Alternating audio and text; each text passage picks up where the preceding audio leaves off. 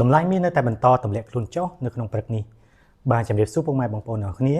ថ្ងៃនេះដែរខ្ញុំមកធ្វើវីដេអូដើម្បីធ្វើការអាប់ដេតនៅតម្លៃមាសក៏ដូចជាតម្លៃប្រាក់នៅព្រឹកថ្ងៃទី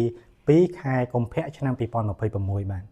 អញ្ចឹងទេបើសិនជាបងប្អូនចូលចិត្តតែវីដេអូបែបនេះក៏ដូចជាចង់តាមដាននៅតម្លៃមាសក៏ដូចជាតម្លៃប្រាក់ជារៀងរាល់ថ្ងៃ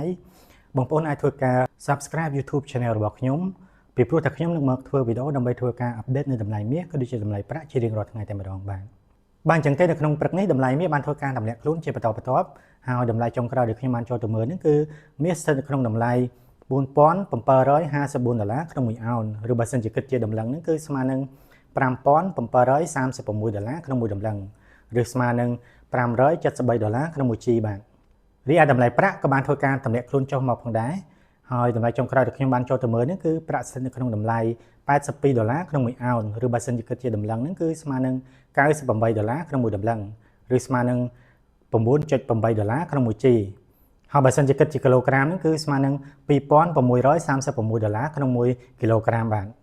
អញ្ចឹងយើងចាំមើលថានៅក្នុងថ្ងៃនេះតើតម្លៃមាសក៏ដូចជាតម្លៃប្រាក់អាចនឹងធ្វើការហក់ឡើងមកវិញដែរឬទេឬក៏មានការទម្លាក់ខ្លួនជាបន្តបន្ទាប់ទៀតហើយបើសិនជាមានការអាប់ដេតណាមួយខ្ញុំនឹងមកធ្វើវីដេអូដើម្បីធ្វើការអាប់ដេតដល់បងប្អូនអរគ្នា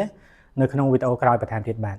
អញ្ចឹងទេអរគុណច្រើនសម្រាប់ការគាំទ្រក៏ដូចជាការតាមដានវីដេអូរបស់ខ្ញុំតាំងពីដើមរហូតដល់ចប់បើសិនជាបងប្អូនគិតថាវីដេអូនេះមានប្រយោជន៍បងប្អូនអាចធ្វើការចុច like ចុច share ដើម្បីឲ្យបងប្អូនរបស់យើងផ្សេងទៀតហ្នឹងគាត់បានឃើញផងហើយបើសិនជាមានមតិយោបល់យ៉ាងណាបងប្អូនអាចធ្វើការ comment នៅក្រោមវីដេអូនេះបានបាទអរគុណច្រើនបងប្អូនអរគ្នាជម្រាបលាបាទ